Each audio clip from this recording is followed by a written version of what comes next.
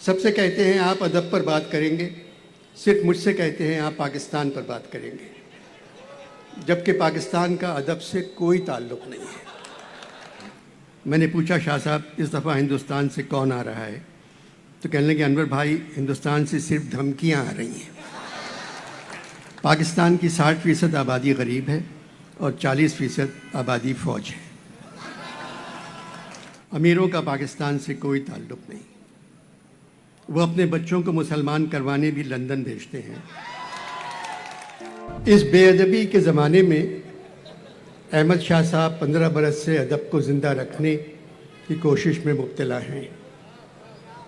इस मेले के लिए बहुत मेहनत करते हैं और सिला भी मिल जाता है। सबसे कहते हैं आप अदब पर बात करेंगे, सिर्फ मुझसे कहते हैं आप पाकिस्तान पर बात करेंगे, जबकि पाकिस्तान का अदब से कोई ताल्लुक़ नहीं है। इस वीरान खंडर को शाह साहब ने फिर से एक खूबसूरत इमारत में तब्दील कर दिया। पढ़े लिखे लोग यहाँ आने लगे। 15 साल से उर्दू कॉन्फ्रेंस शाह साहब का पीछा नहीं छोड़ती। हालात जैसे भी हों दिसंबर के महीने में आ जाती है। दुनिया भर से अदीब इस कॉन्फ्रेंस में शरीक होते हैं, कुछ असली, कुछ अदीबों के भेस में। हिंदुस्तान से भी शायर और अदीब आ जाते थे, वो सब मर गए। अब वहाँ कोई नहीं है। मैंने पूछा शाह साहब इस दफ़ा हिंदुस्तान से कौन आ रहा है, तो कहने लगे अनवर भाई हिंदुस्तान से सिर्फ धमकियां आ रही हैं। स्टेज पर आने से पहले शाह साहब ने मेरे कान में कहा, अनवर भाई आपके पास 30 मिनट हैं। मैंने पूछा आपसे किस डॉक्टर ने ये कहा? बोले अल्लाह आपको लंबी उम्र दे, मेरा मतलब था आपको 30 मिनट बोलना है, पाकिस्तान पर सबकी तारीफ़ करना है और ख़ास तौर पर नए आर्मी चीफ की।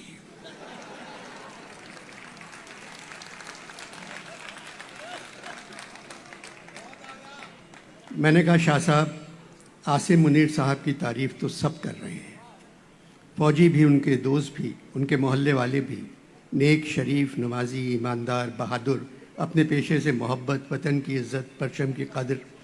उनके एक पड़ोसी ने टेलीविज़न पे कहा मेरे साथ गिल्ली डंडा खेलते थे। अब फ़र्क हो गया है, गिल्ली पड़ोसी के हाथ में है, डंडा आसिम मुनीर के हाथ में आ गया।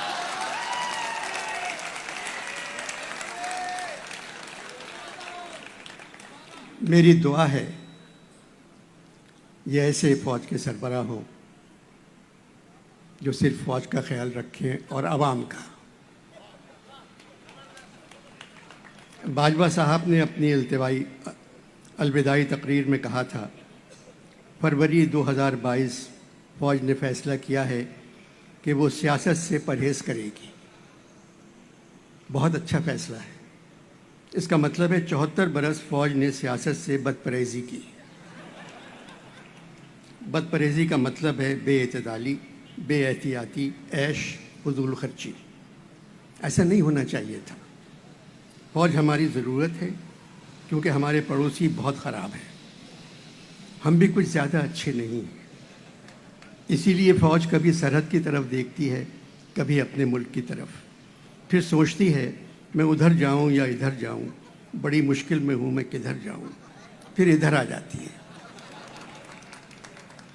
पाकिस्तान की 60% आबादी गरीब है और 40% आबादी फ़ौज है।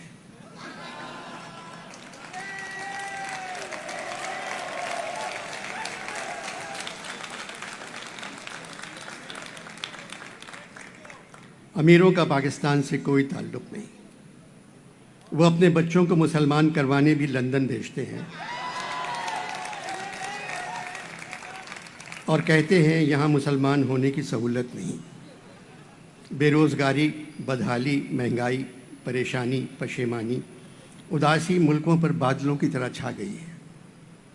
किसी को एहसास ही नहीं है कि वो इस मुल्क के साथ क्या कर रहे हैं। कहानी पाकिस्तान की सुनेंगे आप? पाकिस्तान की कहानी एक फ़िल्म की तरह है जो 75 साल से चल रही है।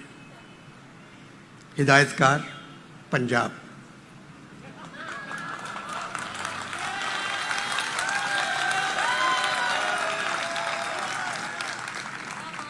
हिदायतकार पंजाब, शूटिंग बलूचिस्तान में हुई है।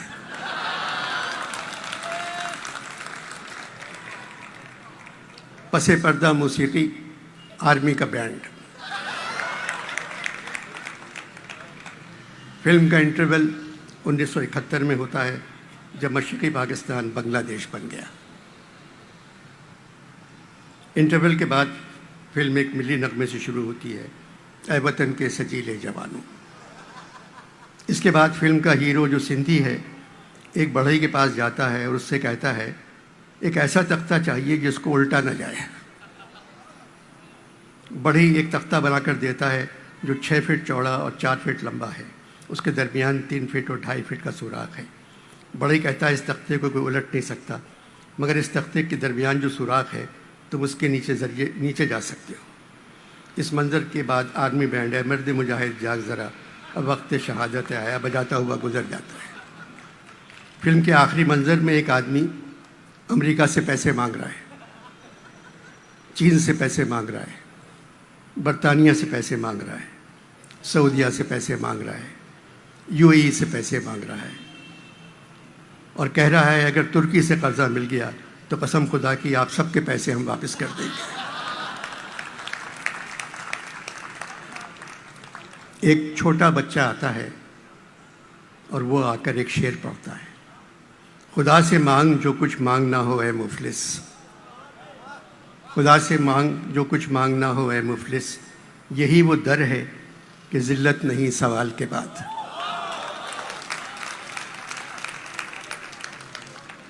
वो आदमी बच्चे से कहता है अल्लाह मियाँ डॉलर कैसे भेज सकते हैं?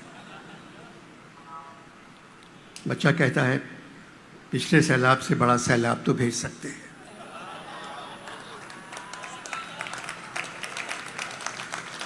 फिर आपके दामन में डॉलरों की बारिश।